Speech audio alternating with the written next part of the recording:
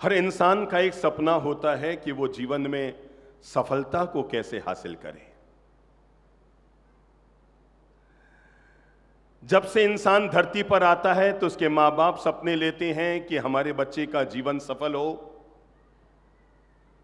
और जैसे ही बच्चा धीरे धीरे बड़ा होने लगता है तो हर बच्चे का एक सपना होता है कि मैं बड़ा होकर प्रतिभाशील बनूं, मेधावी बनूं, दुनिया में मेरा नाम चमके और मैं सबके दिलों में राज करूं। अपनी बात की शुरुआत में एक बड़ी प्यारी सी घटना के साथ कर रहा हूं। दुनिया के एक महान दार्शनिक हुए हैं जिनका नाम था सुकरात। कहते हैं एक बार सुकरात नदी में स्नान कर रहे थे, तभी नदी के किनारे एक युवक आया और युवक ने आकर सुकरात से अनुरोध करते हुए जोर से आवाज लगाई कि हे ज्ञानी पुरुष, मुझे आपसे केवल इतना सा मार्गदर्शन लेना है कि दुनिया में किसी भी व्यक्ति को सफल होना है तो उसका राज क्या है। सुकरात बीच नदी में खड़े थे, युवक बिल्कुल नदी के किनारे खड़ा था। सुकरात ने हाथ से इशारा किया। क्या किया? इसका मतलब समझ गए क्या? इधर आओ। युवक पहले तो घबराया कि पता नहीं नदी में कितना पानी है, पर यह देखकर कि सुकरात खुद भी कंधे तक के पानी में खड़े हैं तो मुझे जाने में कोई भी डर नहीं है, और युवक पानी में उतर गया। युवक पानी में उतरा और धीरे धीरे चलते चलते चलते चलते युवक सुकरात के पास पहुंचा। सुकरात ने कहा, बोलो भाई, तुम्हारा क्या प्रश्न है? युवक ने कहा, गुरुदेव, मुझे केवल इतना सा जानना है कि दुनिया में सफलता का राज क्या है। पता नहीं सुकरात को क्या जचा, मुंह से किसी भी प्रकार का जवाब देने की बजाय सुकरात ने युवक की झींटियों को पकड़ा, बालों को पकड़ा, सिर पर दबाव दिया और पूरा का पूरा युवक को पानी में डुबो दिया। न केवल पानी में डुबो दिया, अपितु भारी भरकम शरीर के सुकरात उस युवक के ऊपर बैठ गए। युवक पानी में डूब रहा है और उसके ऊपर भार के रूप में कौन बैठ गए?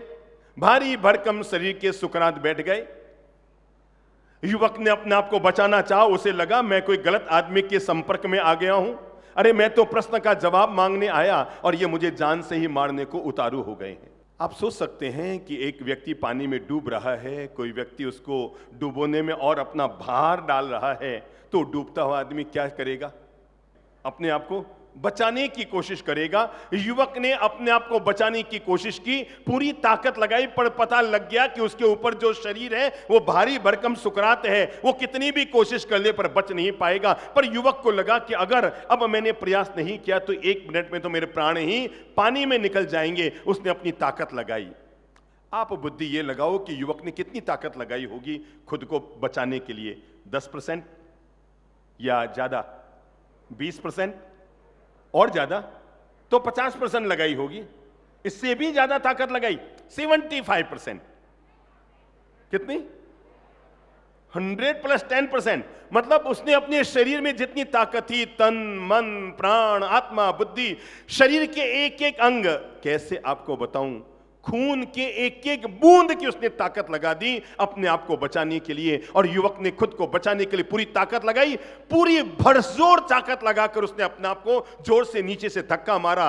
सुकरात नीचे गिरे पानी में, युवक बाहर निकला, सुकरात खड़े हुए और युवक ने चिल्लाते हुए कहा, महाराज ये कौन सा तरीका है प्रश्न का जवाब देने का? अरे मैंने तो आपको ज्ञानी गुरु समझा था, लोगों ने कहा था कि सुकरात बड़े ज्ञानी हैं, वो जो प्रश्नों का जवाब देते हैं वो लाजवाब होता है। मैं तो आपसे प्रश्न का समाधान मांगने आया और आप मुझे जान से मारने को उतारू हो गए। सुकरात ने मुस्कुराते हुए कहा, भाई मैं तुम्हें जान से नहीं मारा था, तुम्हारे ही प्रश्नों का तुम्हें जवाब दे रहा था। उसने कहा, यह कौन सा तरीका है किसी को प्रश्न का जवाब देने का? मैं अभी जान से मर जाता तो? सुकरात ने मुस्कुराते हुए कहा, भाई जिंदगी पर याद रखना, मुझे केवल इतना सा बताओ, जब मैं तुझे डुबो रहा था तो तुमने अपने आप को बचाने के लिए कितनी ताकत लगाई? युवक ने कहा, मेरे भीतर जितनी तन मन प्राण आत्मा बुद्धि, मेरे भीतर जितनी ताकत थी मैंने सारी ताकत लगा दी। सुकरात ने कहा, जाओ, तुम्हारे प्रश्न का यही जवाब है। जितनी ताकत तुमने अपने आप को बचाने के लिए लगाई, जिस दिन उतनी ताकत अपने आप को बढ़ाने के लिए लगा दोगे, उसी दिन दुनिया के सफल आदमी बन जाओगे। जितनी ताकत अपनी जिंदगी को बचाने के लिए भी तुमने लगाई है, उतनी ही ताकत किसके लिए? बोलो, मुंह खोलो, अपने आप को बोलो, बोलो बोलो, हाथ खोल के अपने आप को बढ़ाने के लिए लगाओगे। दुनिया में कोई ताकत नहीं है जो तुम्हें दुनिया में आसमान में ऊंचाइयों को छूने से रोक सके। मेरे भाई, जिंदगी में दो शब्द हैं, एक है किस्मत और एक है कर्मयोग। किस्मत जब भी इंसान की पॉजिटिव बनती है, जब इंसान सत्कर्म करता है तो उसकी किस्मत बनती है। लेकिन जब व्यक्ति पुरुषार्थ और कर्म योग करता है तो अपनी किस्मत के बंद तालों को खोलने में सफल हो जाता है। जिंदगी में अपने भाग्य का रोना रोने की बजाय, जिंदगी में अपनी किस्मत को रोने की बजाय, अगर व्यक्ति केवल एक काम कर ले और वो है कि किस्मत को जगाने के लिए मेहनत और परिश्रम और अपने कर्म योग को अगर व्यक्ति लागू कर ले, आज नहीं तो कल, कल नहीं तो परसों, परसों नहीं तो अगले दिन, एक बात मानकर चलना, जो लोग जिंदगी में चलते नहीं हैं वो कभी गिरते नहीं हैं। जो लोग जिंदगी में चलते नहीं हैं वो कभी गिरते नहीं हैं। बात यहीं तक होती तो खास बात नहीं थी, पर आगे की बात ये बता रहा हूं, जो चलते नहीं हैं वो कहीं पहुंचते भी नहीं हैं। जो व्यक्ति चलता नहीं है, मानकर चलो कि वो कभी गिरता नहीं है, लेकिन जो व्यक्ति गिरने को तैयार नहीं होता है वो व्यक्ति मंजिल तक कभी भी पहुंचने में सफल नहीं हो सकता। इसलिए जिंदगी में आगे बढ़ने के लिए आदमी के लिए सबसे पहली किसी चीज की जरूरत है, तो है उसके भीतर वो हौसला कि मैं बढ़ सकता हूं, मैं हारने को तैयार हूं। जब व्यक्ति हारने की तैयारी लेकर घर से निकलता है, मैं सब कुछ खोने को तैयार हूं। मालूम था जब अपन लोग राजस्थान से निकलकर यहां तक आए थे, अपने पास कुछ भी नहीं था, हमारे पास पहला विकल्प था, हम जहां पड़े हैं वहीं पड़े रहे, तो आज भी आप वहीं पड़े रह जाते और वही जिंदगी, सामान्य जिंदगी जीने को मजबूर हो जाते। पर जो लोग जिंदगी में कुछ खोने को तैयार होते हैं, जो पानी में डूबने को तैयार नहीं, वो जीवन में तैरना कभी नहीं सीख पाएगा। जो व्यक्ति पानी में डूबने को तैयार नहीं, वो जीवन में कभी तैरना नहीं सीख पाएगा। इसलिए एक बात तय मानकर चलना, दुनिया में जब भी किसी व्यक्ति का भाग्य खुला है, उस भाग्य को खुलने में सबसे बड़ी भूमिका किसी की रही है तो उसके सत्कर्म की रही है, कर्मयोग की रही है, पुरुषार्थ की रही है, मेहनत की रही है। और जो व्यक्ति मेहनत से लगा है, आज नहीं तो कल, कल नहीं तो परसों, उस व्यक्ति ने अपने जीवन का परिणाम जरूर पाया है। नंबर 1, जीवन में पहली कमजोरी दिमाग से हटाई दो कि मेरा भाग्य खराब है, मेरा नसीब खराब है, भगवान मेरे साथ नहीं है। ये वे लोग सोचा करते हैं जो अपने जीवन में न तो आगे बढ़ना चाहते हैं और ऊपर से कमजोर दिल के होते हैं। वो किसी भी प्रकार की रिस्क उठाने को तैयार नहीं होते हैं। मैं पानी में गया और डूब गया, तो हम एक घर में गए और मैंने देखा एक युवक बिस्तर पर यूं यूं यूं यूं यूं यूं हाथ मार रहा था। मुझे लगा शायद इसको कोई मिर्गी का दौरा आ गया होगा, यूं यूं यूं यूं हाथ पांव चला रहा है बिस्तर पर, गद्दे पर। तो मैंने उसकी मम्मी को पूछा, मैंने कहा क्या हो गया बच्चे को? उन्होंने कहा गुरुदेव ये तैरना सीख रहा है। क्या सीख रहा है? तैरना सीख रहा है। मैंने उसी लड़के से, युवक से कहा, मैंने कहा भाई तैरना सीख रहा है तो तालाब में जा, झील में जा, नदी में जा, समुद्र में जा, ये बिस्तर पर कौन सा तैरना सीख रहा है? उसने कहा गुरुदेव पानी में जाने से डर लगता है, डूब गया तो। मैंने कहा जो व्यक्ति डूबने से डरेगा वो जिंदगी में कभी भी तैरना नहीं सीख पाएगा। जो खोने से डरेगा वो जीवन में कभी कुछ हासिल कर ही नहीं पाएगा। ईश्वर उन्हीं का साथ देते हैं जो लोग मेहनती होते हैं, जो परिश्रम करते हैं। दुनिया में केवल 5% लोग ऐसे हैं जो अपने पूर्वजों के बलबूते अमीर हुए। दुनिया में केवल 5% लोग ऐसे हैं जो केवल अपने भाग्य के भरोसे घर पर बैठे ठाले निठल्ले, बाप दादे अमीर थे इसलिए अमीर बन गए। लेकिन आज का जमाना ऐसा है, मैं आपको कैसे बताऊं, कोई भी व्यक्ति अपने आप को न तो असहज समझे, न गरीब समझे, न अनपढ़ समझे। दुनिया में सब लोगों को बढ़ने का अवसर मिला है। दुनिया में 70% लोग आज वो अमीर हैं जो किसी गरीब के घर में पैदा हुए थे। कितने लोग? 70% लोग। मुझे याद है जब 4-5 साल पहले मुंबई के कोरा केंद्र मैदान में हमारी सत्संग माला चल रही थी, पूज्य श्री चंद्र प्रभु जी महाराज ने शहर के 20 गणमान्य अति संपन्न लोगों को खड़ा किया था और खड़ा करके पूछा, जिस दिन आप मुंबई में पहले दिन आए थे आपके पास क्या था? एक ने कहा, गुरुदेव मैं जब बोरीवली स्टेशन पर उतरा तो मेरे पास केवल 20 रुपए बचे थे। दूसरे ने कहा, ये बोरीवली स्टेशन पर गरीबों को खाना खिलाया जाता था, मैंने महीने भर तक वहां। ये कौन बोल रहा था?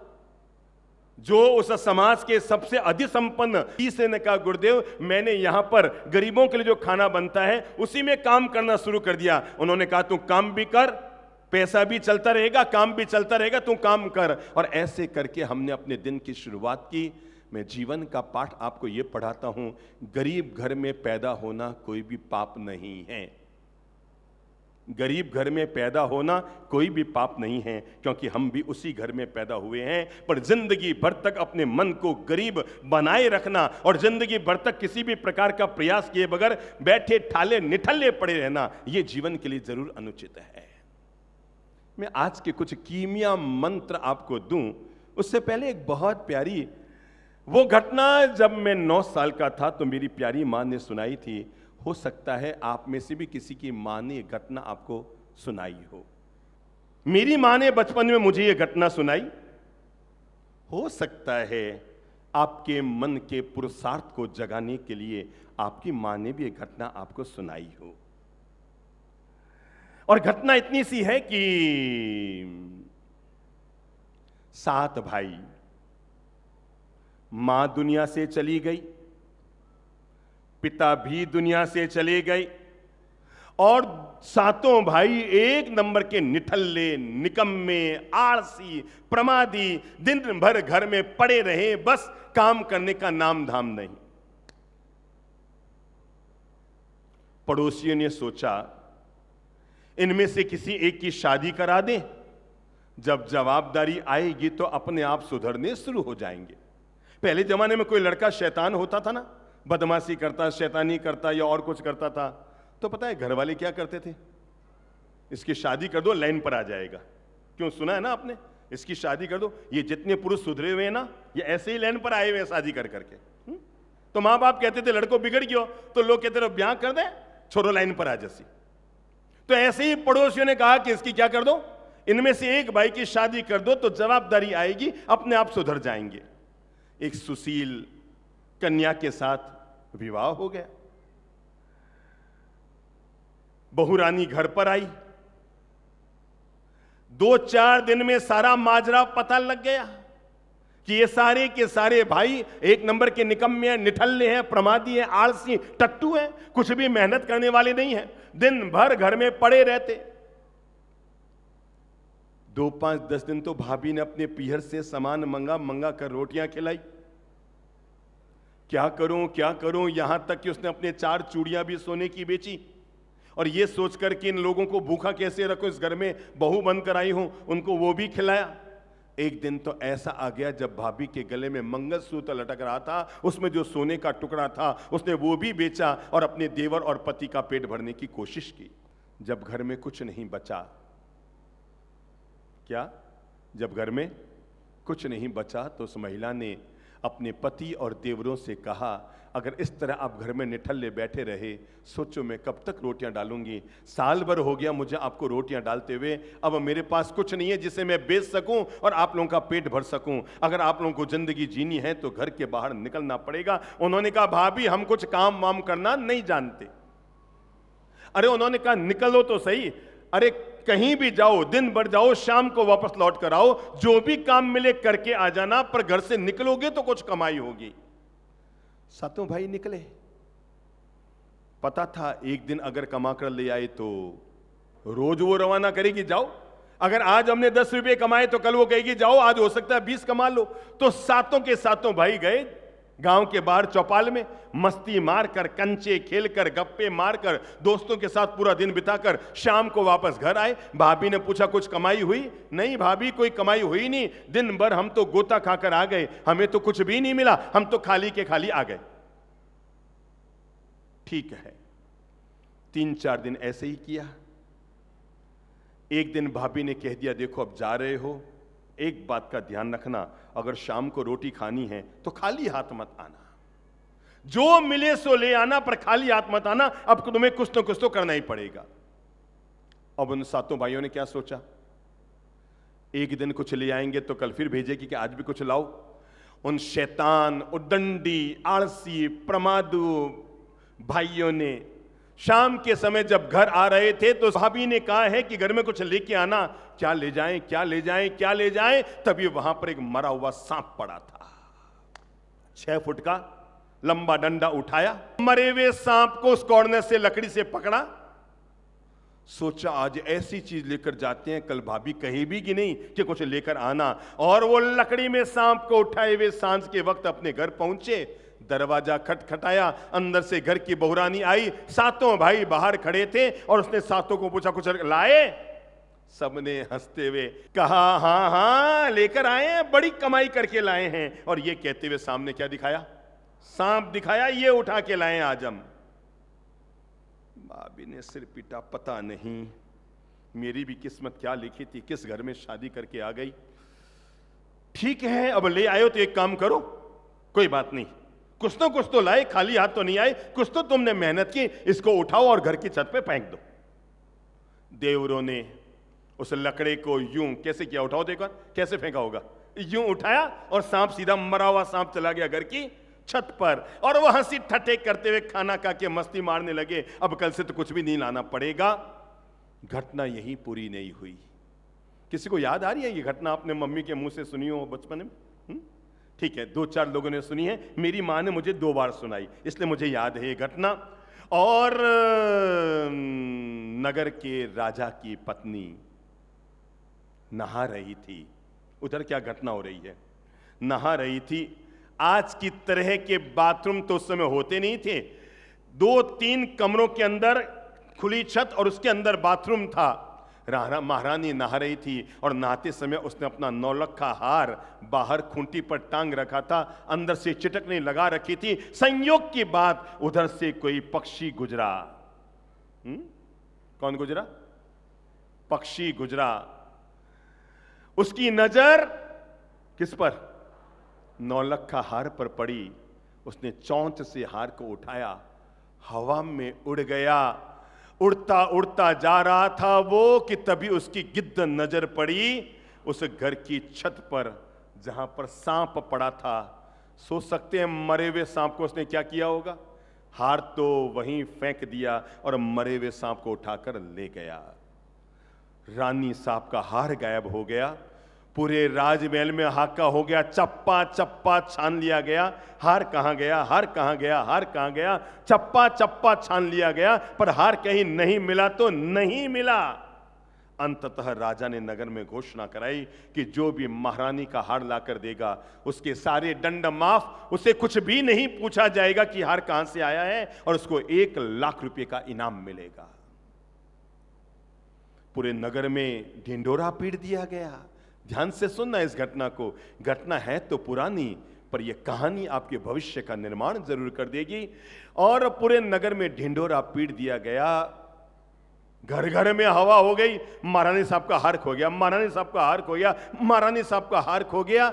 वो सातों भाइयों के घर की वो महिला घर की छत पर झाड़ू निकालने गई, चौंक गई, आंखें फटे के फटी रह गई, क्योंकि उसी की छत पर 9 लाख का हार पड़ा था।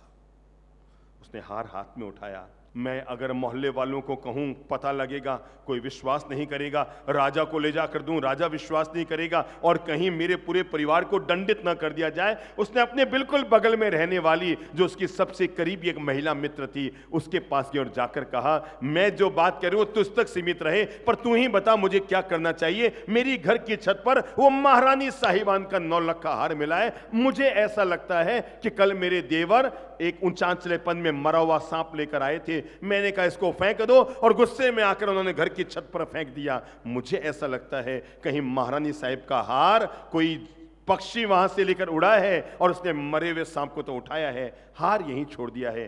क्या करें, क्या करें?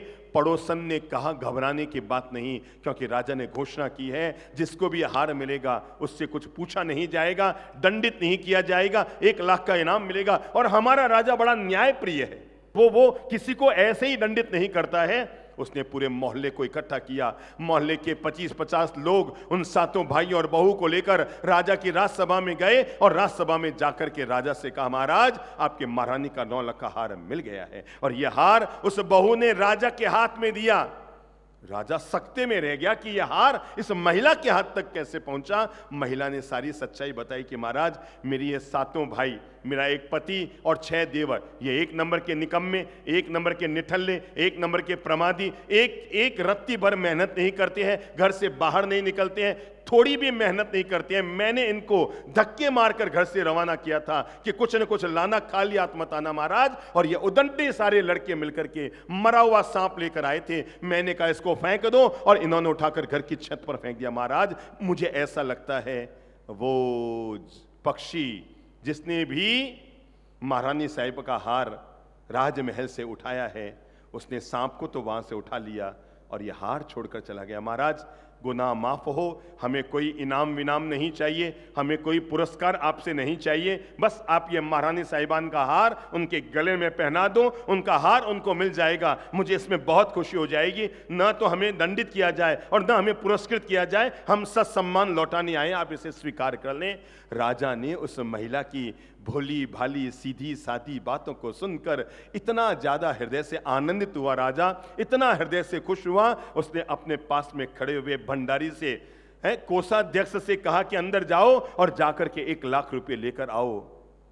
उस युवती के हाथ में 1 लाख रुपए थमाए गए। वो युवती राजमहल से 1 लाख रुपए लेकर बाहर आई। वो सातों भाई सोचो क्या कर रहे होंगे। वो सातों भाई झूम गए, भाभी भाभी 2-3 साल का खर्चा आ गया, 2-3 साल का खर्चा आ गया, 1 लाख रुपए मिल गए, अब तो मौज करेंगे, मस्ती मारेंगे, आनंद उठाएंगे। अरे अब तो न कमाने की जरूरत न जाने की जरूरत, घर में बैठ के मजा मारेंगे। भाभी ने सातों भाइयों को ललकारते हुए कहा, मेरे प्यारे देवरों और मेरे पति महोदय, केवल इतनी सी बात कान खुलकर सुन लो। तुम लोगों ने मेरे साथ मजाक करके मेहनत की, तब भी भगवान ने 1 लाख रुपए दिए हैं। अगर तुम लोग ईमानदारी से मेहनत करोगे, सोचो हमारा घर हम कहां तक पहुंचा देंगे।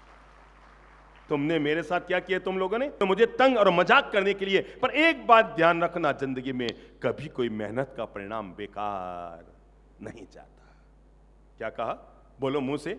कभी कोई जिंदगी में मेहनत का परिणाम बेकार नहीं जाता। इसलिए हर व्यक्ति को, जो कोई भी व्यक्ति अपनी जिंदगी में अपने भाग्य से, अपने पुरुषार्थ से अपनी किस्मत के बंद तालों को खोलना चाहता है, मैं हर किसी व्यक्ति को आत्म प्रेरित करूंगा, एक बात मानकर चलना। वो जमाना गया कि अमीर का बेटा अमीर होता था, राजा का बेटा राजा होता था। वो जमाना गया कि प्रधानमंत्री का बेटा प्रधानमंत्री होता था। वो जमाना गया कि जब न्यायाधीश का बेटा न्यायाधीश होता था और सफाई कर्मी का बेटा सफाई कर्मी होता था। जमाने ने करवट ये बदली है, अब तो अखबार सड़क पर बेचने वाला व्यक्ति कभी देश का राष्ट्रपति बन जाता है और बचपन में चाय बेचने वाला व्यक्ति देश का प्रधानमंत्री बन जाता है। तो एक बात तय है, हम बन सकते हैं।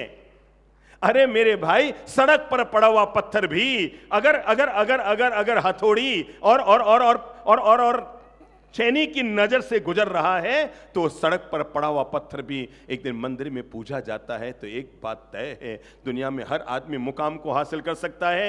जो लोग ऊंचाई तक पहुंचे, उन्होंने मेहनत की, उन्होंने सही योजनाएं बनाई, उन्होंने ईमानदारी से काम किया, उन्होंने सही रास्ते पर चलते रहे। और अपने जीवन में एक बात ध्यान रखना, तब तक जिंदगी में दौड़ते रहो, तब तक जिंदगी में दौड़ते रहो जब तक बैठकर खाने के दिन न आ जाए।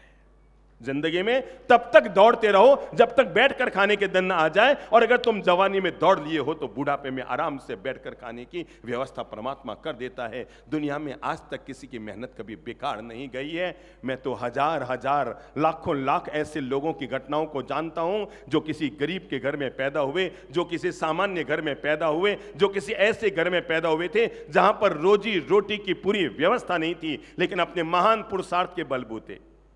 जिंदगी में ध्यान रखना, भगवान सबका साथ देता है, आज नहीं तो कल जरूर देता है। आदमी के पास 2 विकल्प है, उसकी जिंदगी के भवन के दरवाजे बंद है।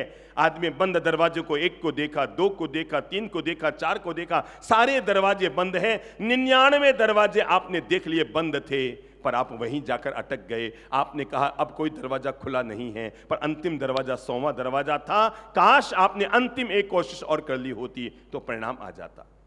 ये जो लड़का खड़ा है ना, अभी फोटोग्राफी कर रहा है, संबोधि धाम की बात है। एक चाबी का गुच्छा लेकर यह संत कुटीर में गया। चाबी के गुच्छे में 10 चाबियां थी। पहली चाबी लगाई, ताला नहीं खुला। दूसरी चाबी लगाई, ताला नहीं खुला।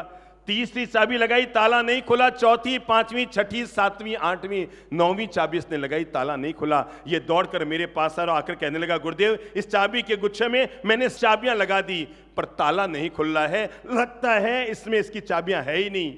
मैंने कहा कितनी चाबियां लगाई? मैंने 9 गिनकर चाबियां लगाई। मैंने कहा इसमें गिनो तो चाबियां कितनी हैं? 1 2 3 4 5 6 7 8 9, आगे 10 चाबियां थी। कहा जब 9 से नहीं खुली तो 10वें से कौन सी खुलने वाली है? मैंने कहा बंधु, जिंदगी में यही आदमी की चूक रह जाती है।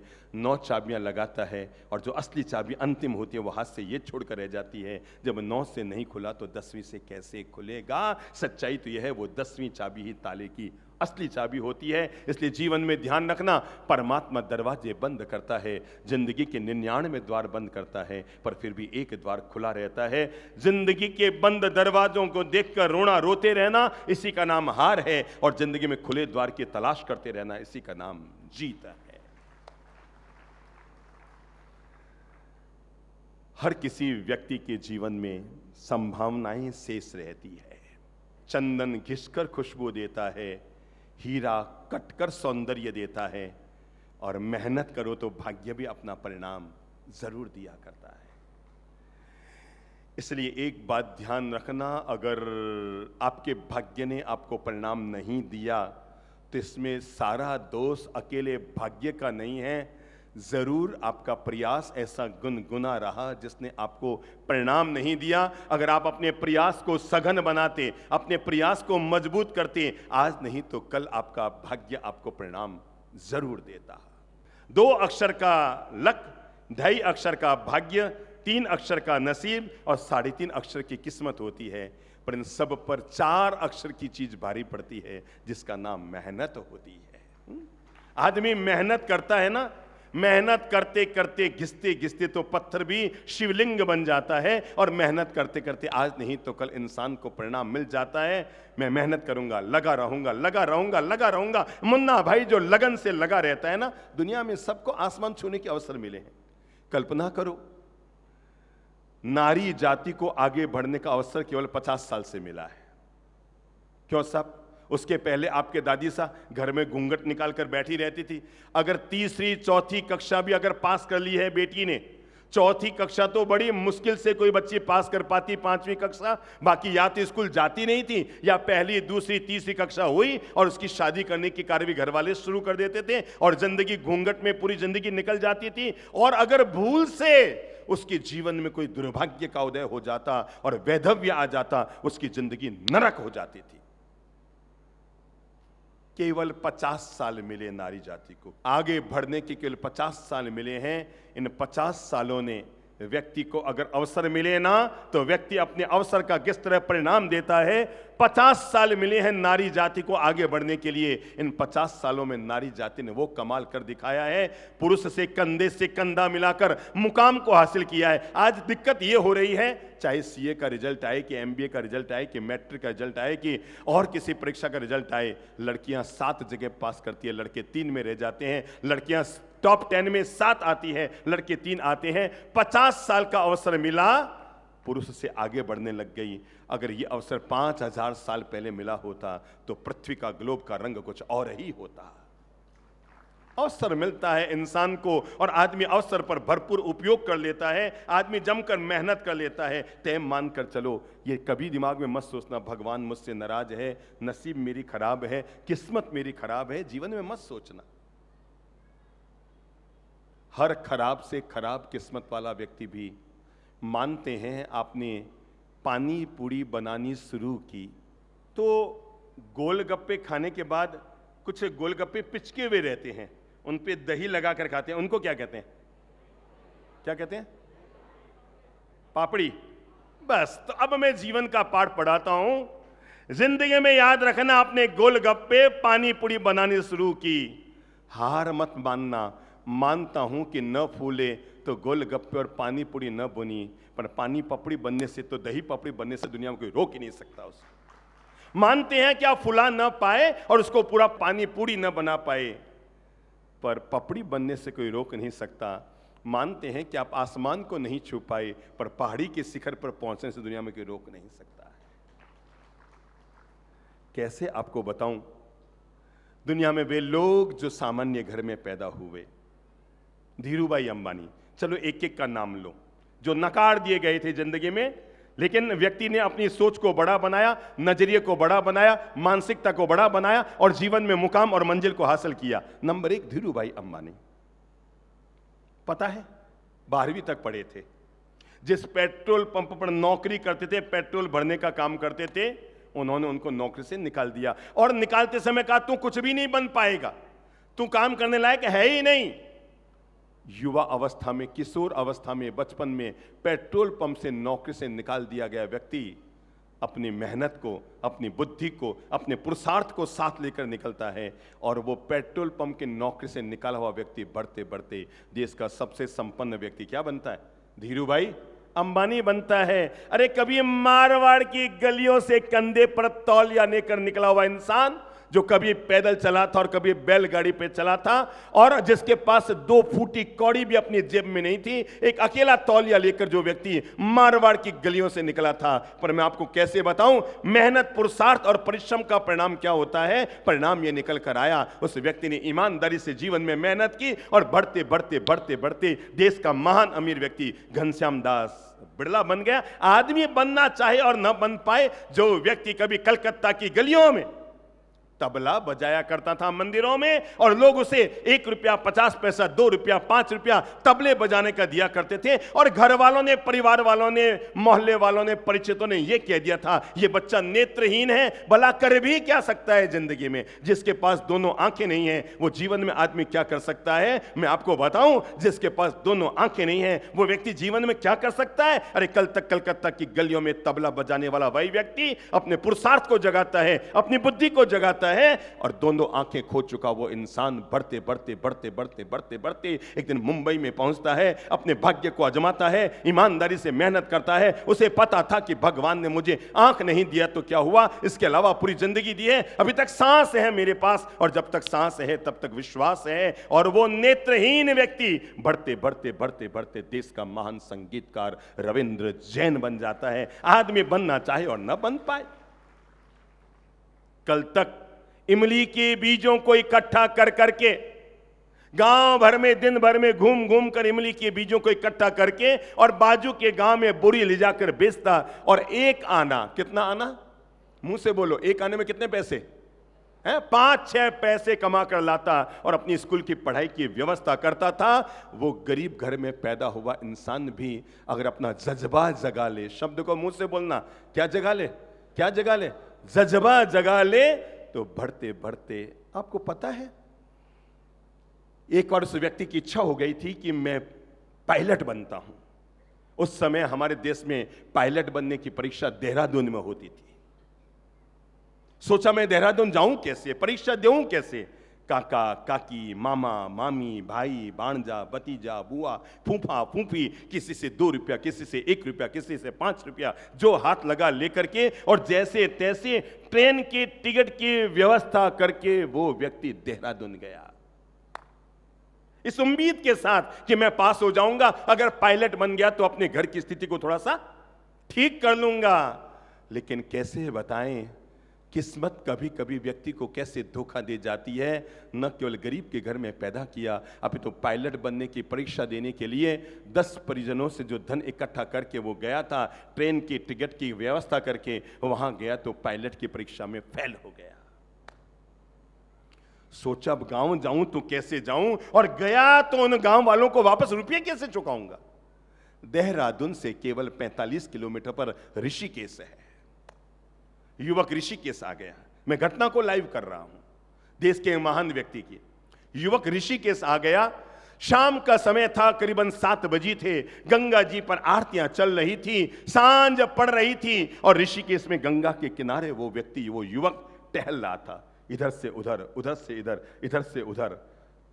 भाग्य का मारा किस्मत से हारा, जो रुपये इकट्ठे करके लाया था वो भी चले गए, और परीक्षा में भी क्या हो गया, फेल हो गया था। तो पक्का था अब जीवन में कुछ बन नहीं सकता, क्या मुंह लेकर अपने घर जाऊं। नदी के किनारे घूम रहा है, इधर से उधर, इधर से उधर, इधर से उधर, और रह रह कर उसके मन में आ रहा है एक काम करूं, क्या करूं, क्या करूं, क्या करूं। ऐसे जीने की बजाय तो नदी में छलांग लगाकर अपनी जिंदगी पूरी कर लूं। और वो अपने अंतर मन में, दिमाग में ये मन बना ही रहा है कि अब तो बस अब हो गया, हार गया जिंदगी में, अब तो बस डूब ही जाता हूं। तभी एक संत का उधर से गुजरना होता है, लगातार युवक लेफ्ट राइट कर रहा है। संत समझ जाते हैं जरूर ये बहुत बड़ा कोई अवसाद, घुटन, तनाव में गिरा हुआ है और ये कोई गलत निर्णय न करे। संत ने उसके भुजाओं को पकड़ा और कहा, भैया तू क्या कर रहा है। उसने कहा, महाराज बस मैं मर जाना चाहता हूं।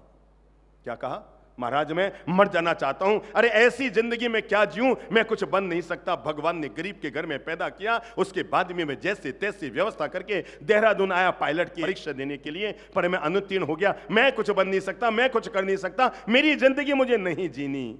संत ने युवक के कंधे पर हाथ रखा और हाथ रखकर युवक को प्रोत्साहित करते हुए कहा, मेरे प्यारे बच्चे, तू ऐसे कैसे अधोत्साहित हो रहा है। मुझे लगता है भगवान तेरा ज्यादा साथ दे रहा है। उसने कहा, क्या साथ दे रहा है ईश्वर मेरा। कहा, मुझे लगता है ईश्वर तेरा ज्यादा साथ दे रहा है, और मुझे लगता है तेरा जन्म कोई पायलट बनने के लिए नहीं हुआ है। भगवान ने इसलिए तुम्हें वहां पर फेल किया है क्योंकि तेरा जन्म दुनिया में कोई बड़ा काम करने के लिए हुआ है। तू जा अपनी बुद्धि का उपयोग कर। अरे हार मत, क्योंकि दुनिया में याद रखना, हारना बुरी बात नहीं है, पर हार मान लेना जीवन की हार है।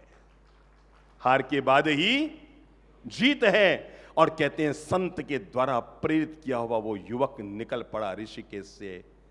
जब मैं नाम बोलूंगा तो भगवान ने जिसको भी हाथ दिए वो ताली जरूर बजा लेगा। और वही युवक जो कल तक हतोत्साहित होकर के गंगा में अपनी आत्महत्या करने वाला था, एक संत के द्वारा प्रेरित किया वो युवक बढ़ते बढ़ते बढ़ते बढ़ते बढ़ते बढ़ते हमारे देश का सबसे बड़ा महान मिसाइल मैन और देश के सबसे गरिमापूर्ण, गौरवपूर्ण राष्ट्रपति अब्दुल कलाम बन गए। आदमी अपने जीवन में कभी हार ना माने, जिंदगी में आदमी कभी हार ना माने। हारना बुरी बात नहीं है, पर हार मान लेना। अरे कितने उदाहरण आपको दूं, अनगिनत उदाहरण आपके सामने आ जाएंगे जिनका बचपन क्या था और जो बचपन में क्या हो गए। सच्चाई तो यह है, इस दुनिया में 90% लोग ऐसे हैं, कम से कम 80% लोग तो ऐसे हैं ही जो किसी गरीब के घर में पैदा हुए पर आज दुनिया के शाह बने हुए हैं। आदमी बनना चाहे ना बन पाए। मैं एक ऐसे व्यक्ति की घटना आपको बताता हूं, फिर जीवन में सफल होने के मंत्र देता हूं। और घटना है उस ऐसे व्यक्ति की जिस व्यक्ति ने 22 साल की उम्र में लव मैरिज की। क्या की? लव मैरिज की, पर वो उसने धोखा दे दिया और 1 साल बाद ही उससे तलाक हो गया। उसने दूसरी लड़की से शादी की, उसको कैंसर हो गया, वो मर गई। उससे फिर दिमाग में आया, मतलब एक भाग गई और एक क्या क्या क्या ऊपर चली गई। क्या करूं क्या करूं। उसने अपना भाग्य आजमाने के लिए राजनीति के क्षेत्र में आया। नंबर 1 पार्षद के चुनाव में खड़ा हुआ, उसे एक भी वोट नहीं मिला, जमानत जब्त हो गई। 4 बार वो पार्षद के चुनाव में खड़ा हुआ, हर बार हारता गया। अंततः विधायक के चुनाव में खड़ा हुआ, 2 बार हार गया, जमानत जब्त हो गई। उस युवक ने हार नहीं मानी।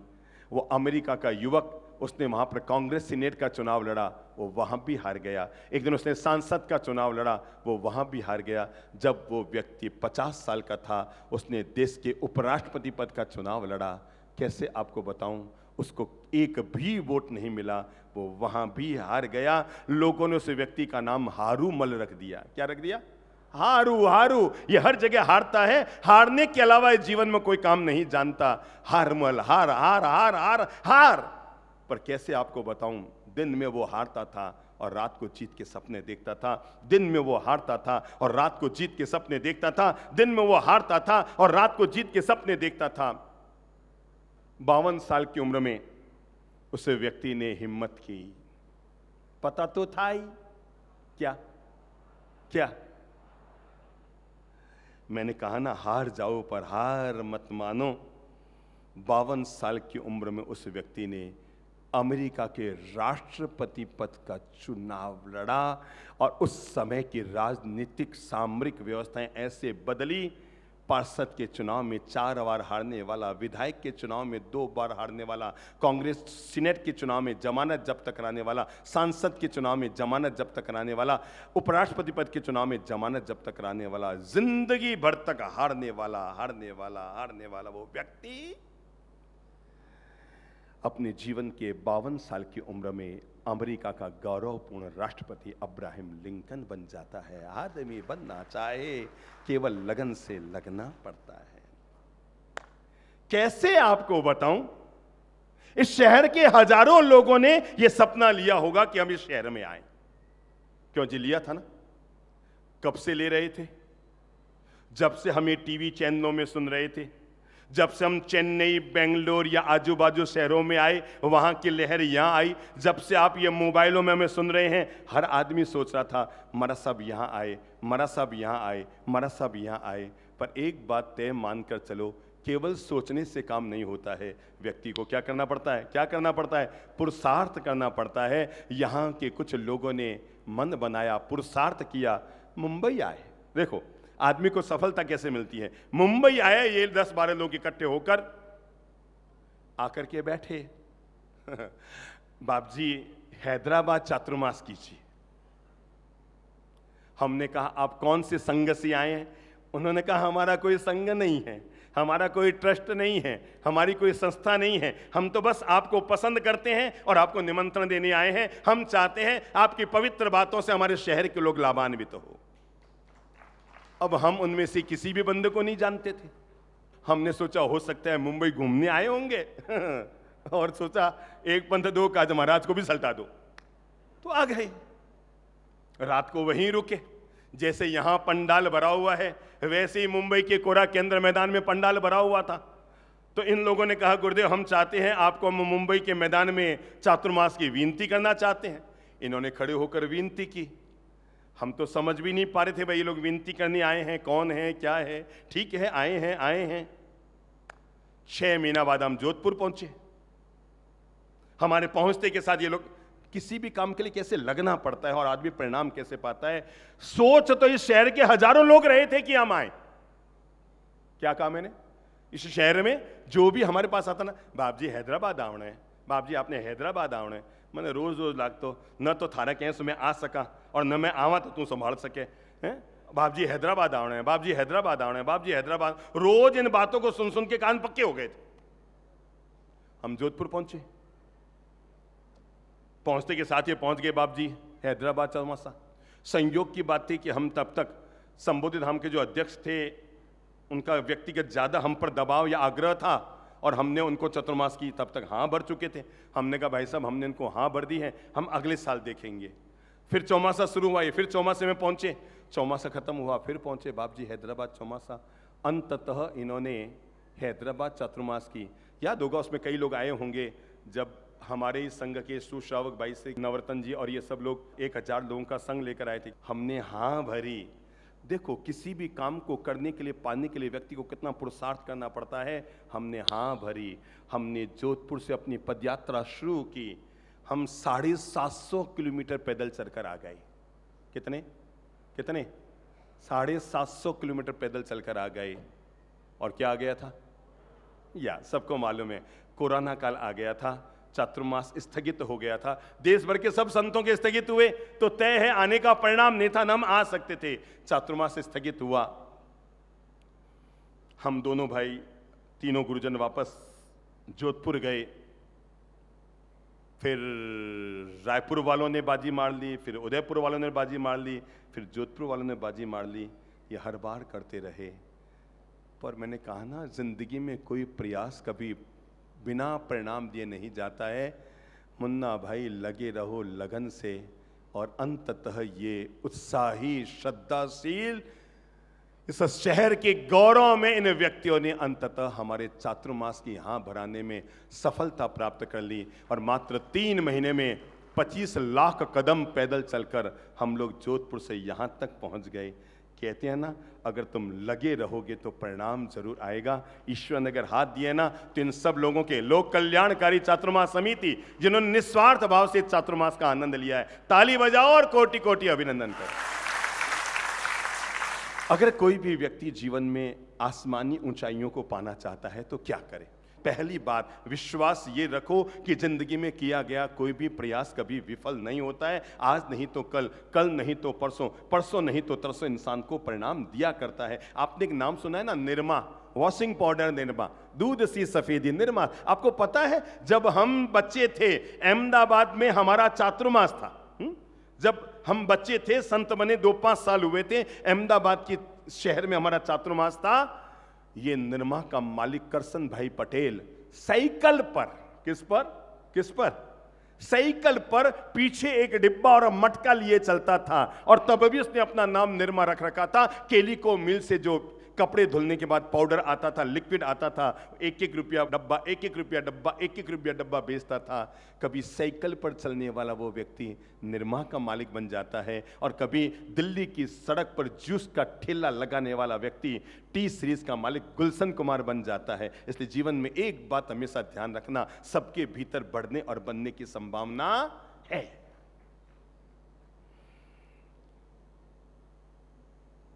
हम एक स्कूल में गए, कैसे है संभावना आपको बताऊं। वहां कॉलेज में हमारा प्रवचन समारोह रखा हुआ था, तो चंद्र प्रभु जी बाप जी ने वहां पर जो युवक बैठे थे उनसे कहा, देखो भाई सामने ये बिल्डिंग बन रही है, जोधपुर राजस्थान साइड में काफी मकान पत्थर के बनते हैं, तो सामने ये बिल्डिंग बन रही है, एक काम करो ना, वहां पर इतना बड़ा तपेला पड़ा है, तपेला समझते हो, भगोना, इतना बड़ा तपेला पड़ा है, तपेला उठाकर ले आओ और यहां लाकर रखो। इतना बड़ा तपेला था, मेरा हाथ जितना बड़ा तपेला लाकर एल्युमिनियम का बड़ा वाला भगोना वहां रखा गया। और इन्होंने कहा, एक काम करो ना बच्चों, वहां पर जो बड़े बड़े पत्थर पड़े हैं लाकर इसमें भर दो। कोई 8-10 पत्थर उसमें डाले होंगे, बड़े बड़े पत्थर खंडा, कि वो भगोना पूरा भर गया। इन्होंने कहा और डालो, नहीं गुरुदेव और इसमें कुछ नहीं आ सकता, ये पूरा भर गया। तभी वहां पर छोटे छोटे पत्थर के टुकड़े पड़े थे। गुरुजी ने कहा, एक काम करो, 5-7 कढ़ाइयां वो उठा के ले आओ। छोटे छोटे पत्थर लाए गए, उन्हें हिला हिला कर कहा इसमें डालो। ताज्जुब की बात, जो भगोना पहले भर गया था उसमें छोटे छोटे पत्थर सारे के सारे चले गए। कहा गुरुजी अब ये पूरा भर गया, इसमें कुछ नहीं जा सकता। कहा एक काम करो, देखो देखो देखो, वहां पर कंक्रीट पड़ी है, आरसीसी में डालते ना, कंक्रीट पड़ी है। कहा गुरुजी इसमें आ ही नहीं सकता, भर यार लाओ तो सही। कैसे बताएं, उस भगोने में 8 से 10 तगारी कंक्रीट चली गई हिला हिला कर। कहा गुरुजी अब ये पूरा भर गया, कुछ नहीं आ सकता। उन्होंने कहा एक काम करो, देखो वहां पर बजरी पड़ी है, क्या होगा, आएगी कि नहीं, आएगी कि नहीं। पहले बड़े वाले पत्थर से भरा, फिर छोटे वाले पत्थर से भरा, फिर कंक्रीट से भरा, फिर उसमें 7-8 तगारी बजरी चली गई। कहा गुरुजी अब तो पूरा भर गया। मुझे भी लगा भाई अब तो ये पूरा भर गया, इसमें कुछ आ ही नहीं सकता। जब बजरी भी चली गई, अब इसमें क्या आएगा। तभी उन्होंने कहा देखो सामने वो पानी का ड्रम पड़ा है। मैं ये बताना चाहता हूं, जीवन में संभावना अभी भी शेष है। जहां आप पहुंचे ये आपकी मंजिल नहीं, ये आपका पड़ाव है। कहा एक काम करो, वो देखो पानी का वो क्या पड़ा है, ड्रम पड़ा है ना, एक काम करो इस। उन्होंने नहीं, अरे लाओ तो सही। कैसे आपको बताऊं, पत्थरों से भरा, छोटे पत्थरों से भरा, कंक्रीट से भरा, बजरी से भरे उस भगोने में 5-7 बाल्टी पानी भी समा गया। ये बताने के लिए कह रहा हूं कि जीवन में संभावनाएं शेष रहती है, और जीवन भर याद रखना, जिंदगी कभी आदमी को, अच्छा आपने सुना है बचपन में गाय पर जब हमने किताब में लेख पढ़ा तो पहली लाइन क्या पढ़ी, गाय हमें क्या देती है, दूध देती है। सबने पढ़ा है ना, गाय हमें दूध देती है। आज मैं आप लोगों को जीवन का ये पाठ पढ़ाता हूं, और जीवन का पाठ पढ़ाते हुए प्रेरणा दे रहा हूं, दिमाग से निकाल दो, गाय हमें दूध देती है। ये बचपन से हमें गलत लाइन पढ़ा दी गई कि गाय हमें दूध देती है। सच्चाई तो ये है, गाय जो देती है उसका नाम गोबर हो सकता है, गाय जो देती है उसका नाम गौमूत्र हो सकता है, पर गाय दूध देती नहीं। आज ही घर जाकर अगर आजू बाजू किसी के यहाँ गाय हो, एक बाल्टी ले जाना और गाय के पास रख देना, और गाय से कहना दूध से बाल्टी भर दे। 7 दिन तक बैठे रहोगे, एक बूंद दूध नहीं आएगा। गाय देती है उसका नाम गोबर है, गाय देती है उसका नाम गौमूत्र है, पर गाय का दूध गाय देती नहीं, निकालना पड़ता है। जिंदगी ऐसी है, बैठे ठाले आदमी को परिणाम देती नहीं, आदमी को प्रयास करना पड़ता है। मैं आपको बताऊं, आज से करीबन 30 साल पहले जब हमने पहली बार मैदानों में सत्संग करने शुरू किए, और हमने मन बनाया कि हम किसी बड़े मैदान में आम जनजीवन को लाभान्वित करने के लिए सत्संग का आयोजन करते हैं। बड़ा मैदान वहां पर बुक कर लिया गया। लोगों ने मजाक उड़ानी शुरू की, कौन आएगा, कौन आएगा, पंडाल तो किराए पर बांध लिया गया है, लोग कहां से आएंगे, कौन आएगा, कौन आएगा, कौन आएगा। जब पहली बार हमने जिंदगी में प्रवचन माला का श्री गणेश किसी सार्वजनिक मैदान में किया, तो मैंने भी चंद्रप्रभु जी महाराज से प्रश्न पूछा। मैंने कहा कौन आएगा? इन्होंने जवाब दिया, ये मत सोचो कौन आएगा, ये सोचो कौन नहीं आएगा। जिंदगी इसी सोच पर निर्भर करती है, कौन नहीं आएगा और कौन आएगा। तो पहली बात मानकर चलो, गाय दूध देती नहीं, गाय का दूध निकालना पड़ता है। मेरी अच्छी बहनों, हम लोग अपने हाथों पर मेहंदी लगाते हैं। क्या लगाते हैं?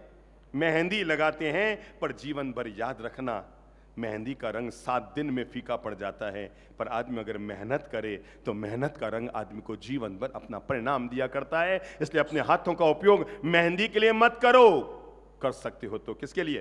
किसके लिए? मेहनत के लिए करो। और जो लोग मेहनत के लिए अपने हाथों का उपयोग करते हैं, वे आज नहीं तो कल अपने जीवन में अपना परिणाम जरूर पाया करते हैं, जरूर पाया करते हैं, जरूर पाया करते हैं। प्रयास करो तो अभ्यास होगा, और अभ्यास करो तो जीवन में आगे बढ़ने के अवसर खुलेंगे। ये मत सोचो मैंने मेहनत की कुछ नहीं हुआ, मैंने मेहनत की कुछ नहीं हुआ, मैंने मेहनत की कुछ नहीं हुआ। अंग्रेजी की वर्णमाला का पहला अक्षर क्या है? जोर से बोलो, ए। जीवन में किसी भी व्यक्ति को आगे बढ़ने के लिए कितने सब्र और धैर्य की जरूरत होती है, मैं आपको बताना चाहूंगा। अंग्रेजी की वर्णमाला का पहला अक्षर है ए। आप 1 बोलो, 2 बोलो, 3 बोलो, 4 बोलो, 1 से लेकर 999 तक के अंक में एक बार भी ए का प्रयोग नहीं हुआ है। कितने जीवन में धैर्य की जरूरत होती है। 1 से लेकर के 999 कितने अंक हुए? 999 अंकों में सारे अक्षरों का प्रयोग हुआ है, पर एक का प्रयोग नहीं हुआ, जो अंग्रेजी का पहला अक्षर है। और उसने प्रयोग किया, पहला अगर एक का प्रयोग हुआ, सीधा 1000 में हुआ है, 1000 में। धैर्य रखोगे, परिणाम जरूर मिलेगा। बीज को बोने के बाद और फल के आने के बीच में जिसे खास चीज की जरूरत होती है, उसका नाम क्या है? चेहरे की सुंदरता 2 दिन अच्छी लगेगी, हो ध्यान रखना, बहुत गोरे हैं, गोरे हैं, गोरे हैं, देख देख के खुश होते रहो, गोरा है, गोरा है, कहीं काम रहो, गोरो है। चेहरे की सुंदरता 2 दिन अच्छी लगेगी, पर आपने मेहनत करके अगर जीवन में मुकाम बनाया है। 4 विधवा महिलाओं ने, मैं समाज के भाई बहनों को इस बात के लिए जागरूक करना चाहूंगा, अगर आपको लगता है आपने छोटे मोटे प्रयास किए और आपको परिणाम नहीं मिले, तो मैं समाज को भी पहले जगाना चाहूंगा। हर समाज में ऐसी बैंक जरूर होनी चाहिए जो अपने सहधर्मी भाइयों को सहयोग देने के लिए नहीं, दान देने के लिए नहीं, रोटी पानी खाने के लिए नहीं, और अपने सहधर्मी भाइयों को आत्मनिर्भर बनाने के लिए, उनको कोई ना कोई मुकाम तक पहुंचाने के लिए अपने ओर से बिना ब्याज का सहयोग कर सके। और लोगों को चाहिए, बहनों को चाहिए, 4 विधवाएं महिलाएं मिलकर अगर महाराष्ट्र में एक गांवड़े में पापड़ बनाने का काम शुरू करती है। क्या काम है? 4 विधवा महिलाएं किसी छोटे से गांव में, महाराष्ट्र के छोटी सी ढाणी में पापड़ बनाने का काम शुरू करती है। और वो 4 विधवा महिलाओं के लिए द्वारा शुरू किया गया पापड़ का काम अगर देश में लिज्जत पापड़ बन सकता है, तो एक बात तय है, दुनिया में हर छोटे से छोटा काम जीवन में परिणाम पा सकता है। कोई भी व्यक्ति अगर सफल होना चाहता है, नंबर 1, कभी भी किसी भी काम को छोटा मत मानो। क्या काम है? काम कभी छोटा होता ही नहीं है। खोटा काम मत करो, पर छोटे काम में संकोच मत खाओ। अगर कल को आपको सब्जी की दुकान चलानी पड़े तो संकोच मत करना। मैं जैन माहेश्वरी अग्रवाल घर में पैदा हुई हो, मैं बड़े घर में पैदा हुई हो, मैं सब्जी की दुकान किया चलाऊं। हमारी अच्छे भाई बहनों, किसी को जाकर दया का दूध पीते हैं, आप कहे भाई साहब मेरे राशन लाना है, 4000 रुपया दो।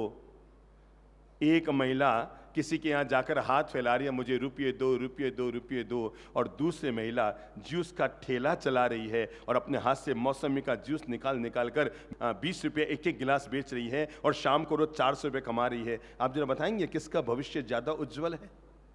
किसका भविष्य, मांग कर खाने वाली या मेहनत करके खाने वाली? मांग कर खाने वाली जिंदगी भर तक मांगती रहेगी, और मेहनत कर कर कमाने वाली एक दिन मांगने वालों को देना भी शुरू कर देगी। छोटे छोटे काम करो, कोई दिक्कत थोड़ी है। मारवाड़ में हजारों महिलाएं हैं, पापड़ का काम करती है, बड़ी का काम कर। अपन लोगों को शर्म आ जाते हैं, लोग कहीं कहीं पापड़ का काम करे, लोग कहीं कहीं यूं करे, लोग कहीं कहीं।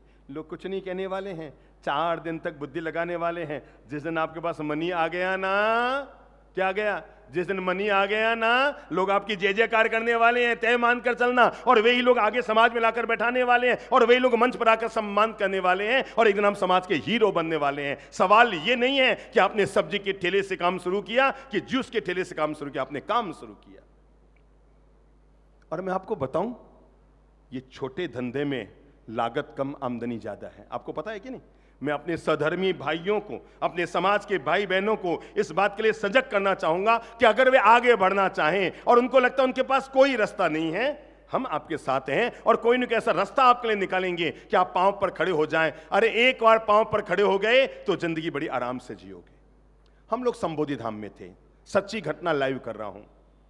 एक बहन आई, आंखों में आंसू भरे हुए, कमर सीधी कर लो, गोद में एक छोटी सी बच्ची थी। आकर हमें धोख लगाई, बाप जी मत्थेन वंदामी। हाँ बहन पधारो विराजो, बाप जी मने कुछ सहयोग दरा दो। हम एकदम से चौंक गए। उम्र से लगता था 25 साल की महिला थी। हमने कहा बहन आप कौन हैं? उन्होंने अपना परिचय दिया, बाप जी मैं शहर में वहाँ रहती हूँ, और 4 महीने पहले मेरे पति का स्वर्गवास हो गया, और पता नहीं 15 दिन बाद ही मेरे पीहर में कोई नहीं है, और ससुराल वालों ने ये कहकर घर से निकाल दिया कि तू बड़ी मनहूस है, हमारे बेटे को क्या। कितने गंदे गंदे शब्द हमारे समाज में हम लोगों ने पैदा कर लिए। एक नारी के लिए इससे बढ़कर अपयश आप क्या दे सकते हैं? उसका तो सिंदूर उजड़ गया और जिंदगी उजड़ गई, और हम घर के लोग इतने इतने ज्यादा बुद्धिहीन होते हैं, उस नारी को मुंह पर कहते हैं तू हमारे बेटे को खा गई। अरे वो भी तो आपको कह सकती थी कि तू मेरे पति को खा गई। मुझे घर से निकाल दिया बाप जी। अब मैं अकेली कहाँ जाती? मैंने किराए के कमरा लिया, मैं मेरी बेटी रहने लगी। बाप जी 3 महीना तो हमने खाया। मेरे जो सोने की 1-2 चूड़ी और 1-2 अंगूठी थी वो बेची, किराया चुकाया, रोटी खाई, बच्ची के लिए दूध की व्यवस्था की। बाप जी जिंदा तो रखना पड़ेगा ना। पर अब लगा बाप जी मैं कुछ नहीं कर पाऊंगी, तो मुझे लगा कि संबोधि धाम के बाप जी गांधी मैदान में प्रवचन देते हैं और वो दुनिया के भलाई का काम किया करते हैं। तो मुझे किसी ने कहा यार संबोधि धाम चली जा, वहाँ चंद्रप्रभु जी महाराज भलाई का काम किया करते हैं, कोई ना कोई तेरा भी भलाई का काम कर देंगे। बाप जी मैं ज़्यादा नहीं मांगू, मारवाड़ी बोलूँ समझ में आएगी। बाप जी मैं ज़्यादा नहीं मांगू, मैंने 1 महीने का राशन दे दो। राशन का मतलब आटा दाल चावल, मतलब घी तेल लूण लक्कड़ ये सब।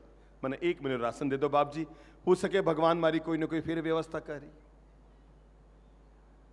चंद्रप्रभु जी बाप जी ने कहा बहन आप 1 महीना नहीं 3 महीना का ले जाओ, कोई दिक्कत नहीं है, आप अंदर जाओ, जो जो चीज़ भोजनशाला में है आपको पसंद है। जिंदगी में याद रखना मेरे भाई, कभी कोई सधर्मी भाई तुम्हारे यहाँ भोजन या आत्मनिर्भर बनने की कामना लेकर आ जाए तो उसको मुंह पर कभी ना मत कहना। भगवान ने आपकी हैसियत बनाई है। दुनिया में 2 ही कौम हैं, उसका नाम हिंदू और मुसलमान नहीं है। दुनिया में 2 ही कौम है, उसका नाम ईसाई और हिंदू मुसलमान नहीं है। दुनिया में 2 ही कौम है। एक कौम ऐसी है जिसको भगवान ने देने वाली कौम में पैदा किया है, और दूसरी कौम ऐसी है जिसको भगवान ने लेने वाली कौम में पैदा किया है। ताली बजाकर अपनी कौम का अभिनंदन करो, क्योंकि ईश्वर ने आपको देने वाली कौम में पैदा किया है। बाप जी ने कहा आप अंदर जाओ, जो आपको जितना सामान चाहिए आप लेकर आ जाओ। पर बहन एक बात बताओ, आप ऐसे जिंदगी भर तक कब तक मांगते रहेंगे? ये आपका शरीर, ये आपकी 6 महीने की बच्ची, आप कहां कहां जाते रहोगे, कहां कहां मांगते रहोगे, जिंदगी कैसे काटोगे? तो उसने कहा बाप जी मैं क्या करूं, आप बताओ गुरुदेव मैं करूं क्या? मैं करूं तो क्या करूं और जाऊं तो कहां जाऊं? बाप जी ने कहा एक काम करो ना, कहीं पर नौकरी कर लो, कुछ तो कमाई होगी ना। उसने कहा मैं कहाँ नौकरी करूं, कहाँ पहचान निकालूं, कोई मुझे जानता नहीं, और मैं जहां नौकरी करने जाऊंगी मेरे ससुराल वाले मेरा विरोध करेंगे, मैं रोटी कैसे खाऊंगी? चंद्रप्रभु जी बाप जी ने कहा एक काम करते हैं, हम आपको एक सम्मानित जगह पर नौकरी दिलाएं, कोई आपको स्कूल में काम करेंगे? उसने कहा गुरुदेव मैं कर लूंगी, अगर चपरासी का काम मिलेगा, चाय पिलाना, रजिस्टर लाना, स्केल लाना, झाड़ू पोंछा करना, मैं वो भी काम कर लूंगी, आप मुझे काम दिला दो बस। उस समय मोबाइल का जमाना नहीं था, तो संबोधि धाम में एक फोन लगा हुआ था, वो सिक्का डालो, और वो वाला फोन था पीले रंग का। तो बाप जी ने जो शंभुधाम के ट्रस्टी वहाँ बैठे थे, उनसे कहा कि स्कूल का नाम दिया, उसको फ़ोन लगाओ।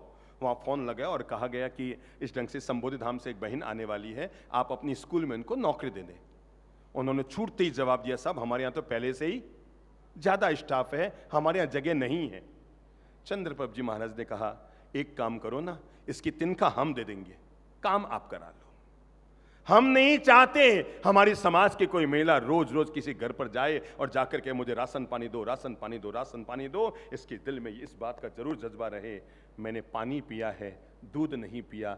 दया का दूध पीने की बजाय परिश्रम का पानी पीना कहीं ज्यादा अच्छा होता है। जब इतनी बात कह दी और बीच में नाम जब महाराज साहब का आ गया तो वो बेचारे कुछ बोल नहीं पाए। उन्होंने कहा ठीक है। 1 महीना उसने वहाँ पर काम किया। ध्यान से सुनना, किसी को मिलना हो तो जोधपुर में उस महिला से मिला देंगे हम।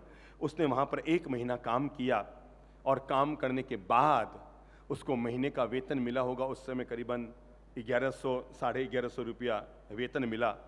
और उसको जब महीने का वेतन, आप सोच सकते हैं, जिसके हाथ में फूटी कौड़ी नहीं थी और उसको ईश्वर ने महीने भर परिश्रम करने के बाद 1100 रुपया वेतन दिया, वो सीधी लेकर शंभुधाम आई और आकर कहा, बाप जी मेरा जो पहला मेहनतान आएगा वो मैं आपके यहाँ चढ़ाऊंगी। देखो देखो देखो देखो, समझना, आप दिलदारी समझना, पहला महीने का वेतन मैं आपके यहाँ चढ़ाऊंगी। चंद्रप्रभ जी का, हाँ हम तो क्या करेंगे, बस भगवान आपके जीवन को सुखी रखे, पर आप एक काम करना, इन सारे रुपयों को खर्चा मत करना। एक काम करो, आधे रुपये से महीना का खर्चा चला लो और आधे रुपये से 10वीं परीक्षा का फॉर्म भर दो। और उनका, बाप जी मैं कैसे पढ़ूंगी, मैंने तो कभी की पढ़ाई छोड़ दी, 8वीं तक पढ़ी, मैं तो गरीब घर में थी। अरे बाप जी ने कहा, पढ़ लेगी, जीवन कुछ बन जाएगा। पता नहीं कभी कभी गुरुजनों की बात किसी महिला को कैसे लग गई। मैं बता रहा हूं किसी का भविष्य कैसे संवरता है। फॉर्म भरा परीक्षा के लिए, फर्स्ट क्लास पास हो गई। उसने 11वीं परीक्षा की, 12वीं पास की। इधर उसके स्कूल में भी दर्जा बढ़ता गया। जब स्कूल वालों को पता लगा कि उसने बीएड पास कर ली, बीए पास कर ली, एमए पास कर ली, कैसे मैं आपको बताऊं, आज वो राशन पानी मांगने आई वो युवती आज जोधपुर के एक सम्मानित कॉलेज में लेक्चरर के पद पर बैठी है और बच्चों को पढ़ा रही। हर किसी का भविष्य संवर सकता है मेरे भाई, संवर सकता है। पहला मंत्र, जीवन में लक्ष्य बनाइए। आप क्या बनना चाहते हैं, नोट कर लो। लक्ष्य बनाने के पास योजना पैदा कीजिए कि उस काम को कैसे पूरा किया जा सकता है। आपको पता है, इन लोगों ने हमें चातुर्मास की विनती की और विनती करके सकारात्मक जवाब लिया तो रूम में गए। रूम में जाके क्या किया आपने रात को 2 बजे तक? रूम में जाके मंथन किया कि आगे की तैयारी कैसे शाबाश इंडिया। रूम में जाके योजना बनाई कि अपने विनती तो कर लिए पर इसको मूर्त रूप कैसे दिया जा सकता है। क्यों, यही किया था ना प्रभु जी। मुझे नहीं पता आप क्या कर रहे थे, पर आप कुछ कर रहे थे, पर मैं समझ गया कुछ ना कुछ ये पॉजिटिव काम कर रहे हैं। पहले जीवन में लक्ष्य बनाओ, लक्ष्य बनाने के बाद योजना बनाओ। उस लक्ष्य का संधान, उस लक्ष्य को पूर्ण कैसे किया जा सकता है। योजना बनाने के बाद काम पूरा नहीं होगा। योजना बनाने के बाद उस काम को श्री गणेश करने के लिए जुट जाओ, लगना पड़ेगा। और लगने से काम नहीं होगा, लगने के बाद भीतर में आत्मविश्वास पैदा करना पड़ेगा। हां, हम इस काम को पूरा कर सकते हैं। और जब भीतर में आत्मविश्वास को पैदा किया तब बराबर परिणाम सफलता आई। समझ में आ गई? बराबर परिणाम क्या आया? सफलता आ गई। जीवन में किसी भी आदमी को सफल होना हो तो पहला काम करो, जमकर मेहनत करो। बोलो मुंह से, जमकर मेहनत करो। नंबर 2, अगर जिंदगी में किसी भी प्रकार की कोई बुरी टेव है, बुरी आदत है, प्लीज उसका त्याग करो, नहीं तो ये आपकी सफलता को आगे जाकर रोक देगी। नंबर 3, अगर आप कर सकते हैं तो जीवन में संघर्ष करने की हिम्मत रखो। संघर्ष करने की हिम्मत रखो। बिना संघर्ष करने की हिम्मत के आप परिणाम नहीं पा सकते। नंबर 4, अगर आप कर सकते हैं तो अपने काम पर भरोसा रखो। जो मैंने किया है बिल्कुल भगवान मुझे परिणाम देगा। आज नहीं तो कल, कल नहीं तो परसों, परसों नहीं तो तरसों, तरसों नहीं तो अगले दिन मुझे परिणाम मिलेगा, मिलेगा, मिलेगा। बार बार संकल्प करो, मुझे परिणाम मिलेगा। अगर आप अगला काम कर सकते हो तो जरूर करो कि काम को पूरा करने के लिए मन में धैर्य पैदा करो। हाँ, मेरे भीतर धैर्य है। आज नहीं कल, कल नहीं परसों, परसों नहीं तरसों। आपने कोई जमीन का प्लॉट खरीद लिया है ना, तो प्लॉट खरीदते अगले दिन ये पता मत करो अरे भाव बढ़िया कि नहीं, भाव। धैर्य रखो, 3 साल की इंतजारी करो। क्यों जी क्या होगा, क्यों जी क्या होगा। कल ही एक महानुभाव मुझे कह रहे थे, बाप जी हम तो कोई फाइनेंस के धंधे में थे और हमने एक प्लॉट खरीदा, जिंदगी में पहली बार हिम्मत की प्लॉट खरीदा, 1 करोड़ में खरीदा, और उस एक प्लॉट ने केवल हमने धैर्य रखा 2-5 साल का और हमको माला माल कर दिया। धैर्य रखना पड़ेगा। और अंतिम बात कह दूं, हर काम के प्रति अपने जुनून और अपने माइंड को सेट कर लो। जो आता है वो करूंगा, बोलो मुंह से, बोलो मुंह से, वो करूंगा, और जो नहीं आता है वो सीख लूंगा पर करूंगा जरूर। समझ गए ना? जो आता है वो करूंगा और जो नहीं आता है उसे सीख लूंगा पर छोड़ूंगा नहीं, काम जरूर करूंगा। जीवन भर एक शब्द याद रखना, आपके पास 2 विकल्प है। पहला विकल्प है ओफो मैं काफी अकेला हूं, कुछ नहीं कर सकता। उस दिन हमारी लाइन को याद रखना, चिंता की बात नहीं, मैं अकेला ही काफी हूं, सब कुछ कर लूंगा। मैं काफी अकेला हूं, अरे जिनके भरोसे मैंने काम उठाया वो बेटे ठंडे पड़ने लग गए, तो मैं काफी अकेला हूं, नो प्रॉब्लम। मैं काफी अकेला नहीं हूं, भगवान मेरा साथ देगा, मैं अकेला ही काफी बन जाऊंगा। लहरों से डर कर नौका कभी पार नहीं होती और कोशिश करने वालों की कभी हार नहीं होती। अरे नन्ही चींटी जब दाना लेकर चलती है, चढ़ती दीवारों पर 100 बार फिसलती है।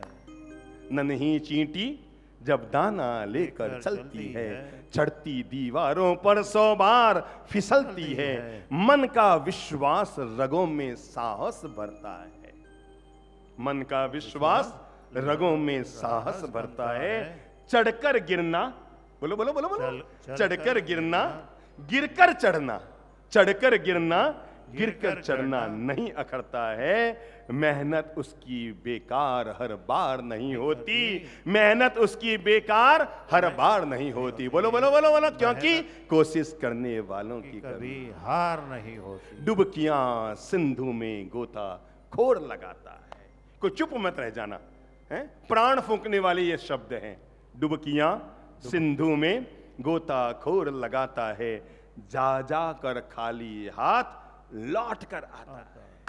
डुबकियां सिंधु में गोताखोर लगाता है, जा जा कर खाली हाथ लौट कर आता है। मिलते नहीं सहज में मोती गहरे पानी में, मिलते नहीं सहज में मोती गहरे पानी में। बढ़ता दुगना उत्साह बस इसी हैरानी में, मुट्ठी उसकी खाली हर बार नहीं होती, कोशिश करने वालों की कभी हार नहीं होती। असफलता एक चुनौती है, स्वीकार करो। असफलता एक चुनौती है। पता है ये कविता किसने बनाई है? अमिताभ बच्चन के पिता हरिवंश राय बच्चन। और इसी कविता ने अमिताभ बच्चन को अमिताभ बच्चन बनाया, क्योंकि मालूम है आपको, अमिताभ बच्चन जब पहली बार फिल्म इंडस्ट्रीज में गए थे तो उनको नकार दिया गया। नो, ये आदमी कोई काम का ही नहीं है। जो आज इस सदी का फिल्म इंडस्ट्रीज का महान नायक बना हुआ है, जब वो पहली बार अपने भाग्य की परीक्षा करने के लिए फिल्म इंडस्ट्री में गया, वहां पर उनकी आवाज चेक की गई। स्टूडियो वाले ने कह दिया मोटी आवाज का आदमी कोई काम का नहीं है। उसने बहुत रिक्वेस्ट की, मैं हरिवंश राय का बच्चा हूं, मैं वो हूं। अरे कहा तेरी मोटी आवाज कोई काम नहीं करेगी। वही मोटी आवाज उसके लिए वरदान बन गई, क्योंकि बाहर निकलते समय अपने ही पिता की पंक्तियां अमिताभ बच्चन के दिमाग में घूम रही थी, कोशिश करने वालों की कभी हार नहीं होती और लहरों से डर कर नौका कभी हार नहीं होती। असफलता एक चुनौती है, स्वीकार करो। बोलो बोलो बोलो बोलो बोलो बोलो, असफलता एक चुनौती है, स्वीकार करो। क्या कमी रह गई देखो और सुधार करो। जब तक ना सफल हो नींद चैन को त्यागो तुम। बहुत जब तक सफल ना हो तब तक नींद चैन को त्यागो तुम। संघर्ष का मैदान छोड़कर मत भागो तुम। संघर्ष का मैदान छोड़कर मत भागो तुम। कुछ किए बिना ही जय जयकार नहीं होती। कुछ किए बिना ही जय जयकार नहीं होती। सब बोलो ना, कोशिश करने वालों की कभी हार नहीं होती। लहरों से डर कर नौका कभी पार नहीं होती।